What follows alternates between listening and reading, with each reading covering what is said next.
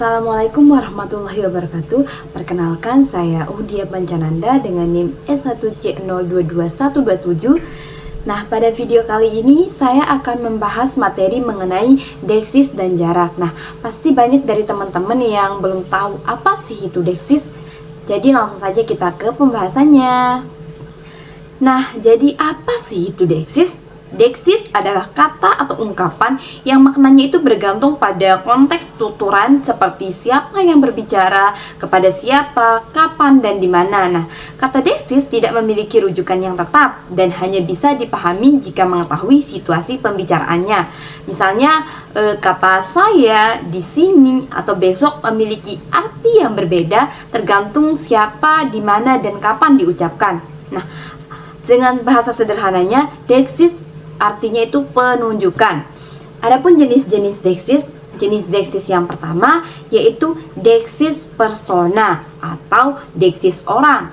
Deksis persona ini adalah penggunaan kata yang merujuk pada peran peserta dalam sebuah percakapan. Siapa yang berbicara, siapa yang diajak bicara, dan siapa yang sedang dibicarakan. Nah, ini menunjuk peran pembicara dan lawan bicara. Deksis persona ini dibagi menjadi 3. Yang pertama, deksis persona pertama menunjuk pada penutur sendiri. Ini merujuk pada penutur atau kelompok yang melibatkan penutur. Contohnya kata aku, saya, kita, kami.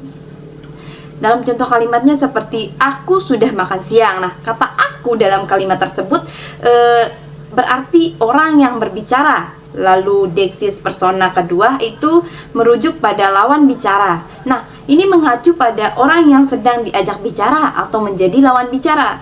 Contoh katanya ada kamu, engkau, kalian, Anda.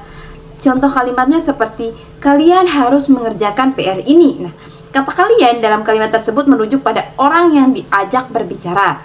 Lalu deksis persona ketiga yaitu merujuk pada yang dibicarakan. Ada pada pihak ketiga yaitu orang atau benda yang dibicarakan, bukan penutur maupun lawan tutur. Contoh katanya ada dia, mereka, itu. Contoh kalimatnya seperti mereka sedang belajar di perpustakaan. Nah, kata mereka dalam kalimat tersebut merujuk pada orang yang dibicarakan, bukan penutur dan maupun pendengar. Lalu jenis deksis yang kedua ada deksis tempat atau deksis spasial.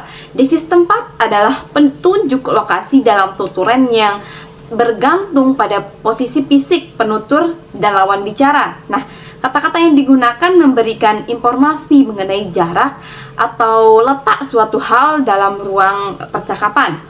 Nah, ini menunjuk pada lokasi berdasarkan posisi penutur atau pendengar. Contoh katanya seperti di sini, di situ, di sana, ke sana.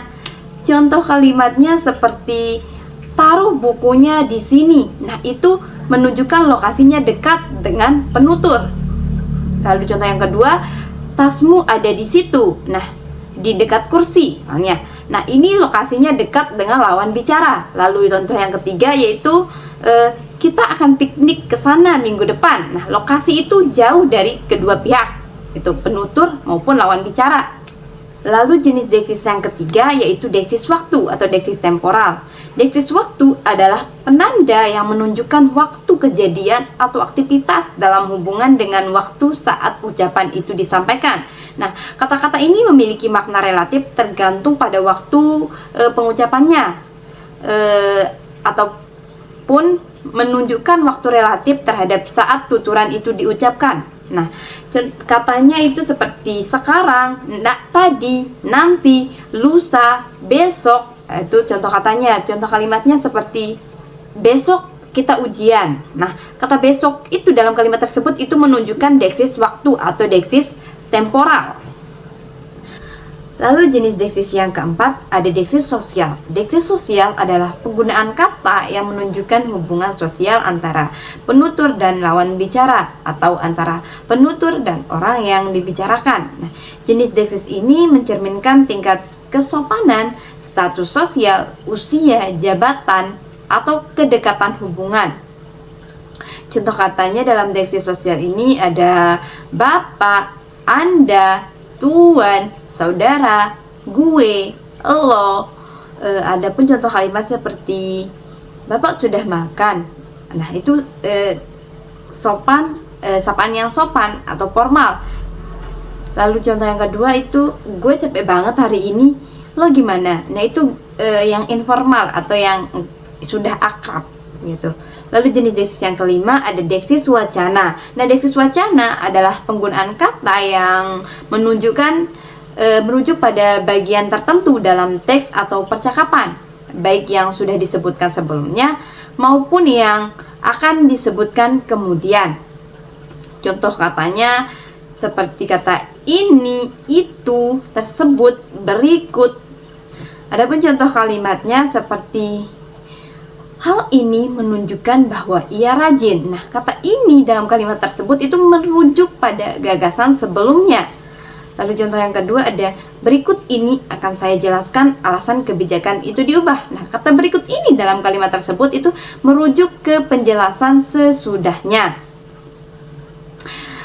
Lalu selanjutnya yaitu masuk ke jarak. Nah, jarak merujuk pada hubungan antara pembicara, pendengar, dan objek atau situasi yang dibicarakan. Ini mempengaruhi makna kata atau ungkapan yang digunakan.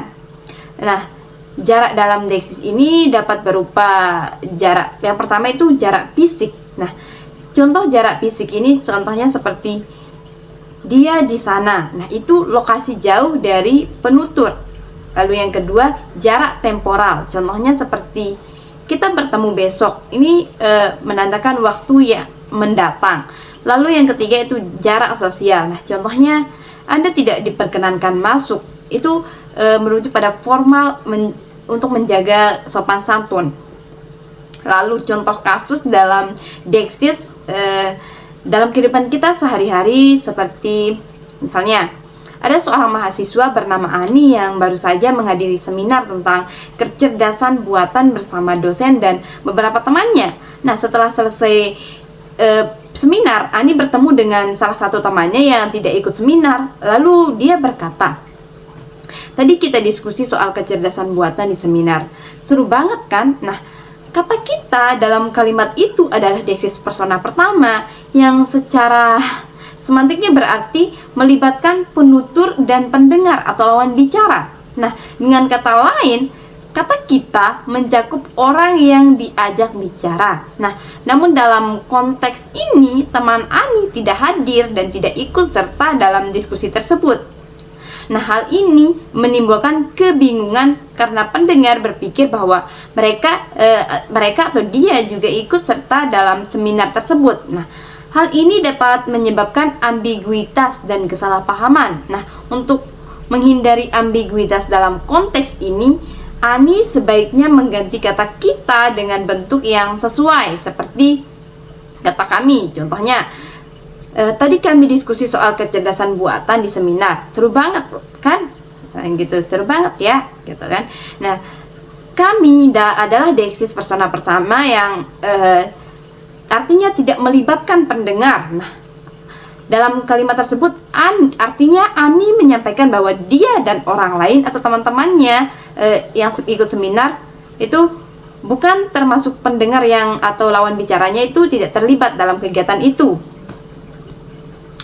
Lalu kesimpulan dari materi ini, deksis merupakan suatu elemen penting dalam bahasa yang berfungsi merujuk sesuatu berdasarkan konteks tutur seperti siapa yang berbicara, kepada siapa, kapan, dan di mana tuturan disampaikan. Nah, dalam kajian bahasa atau linguistik, deksis mencerminkan keterkaitan erat antara bahasa dan situasi tutur, sehingga makna kata yang itu sangat tergantung pada konteksnya. Adapun jenis-jenis deksis itu ada 5 tadi. Yang pertama ada deksis persona, itu merujuk pada pelaku dalam komunikasi, penutur, lawan tutur, dan pihak ketiga. Lalu deksis tempat itu merujuk pada lokasi yang relatif terhadap posisi penutur dan pendengar. Yang ketiga deksis waktu, itu menunjuk pada waktu saat tuturan itu diucapkan.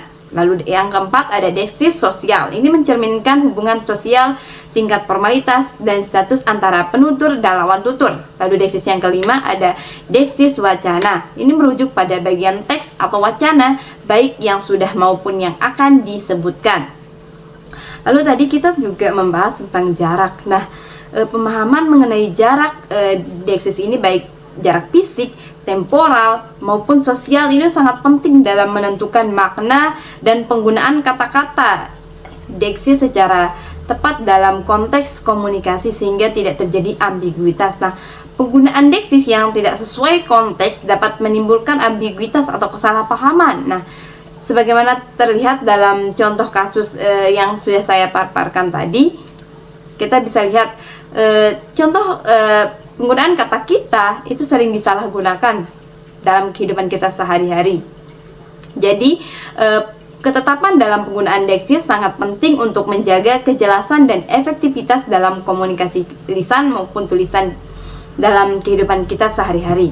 Itu saja penjelasan dari saya mengenai deksis dan jarak. Semoga bermanfaat untuk teman-teman semua. Wassalamualaikum warahmatullahi wabarakatuh.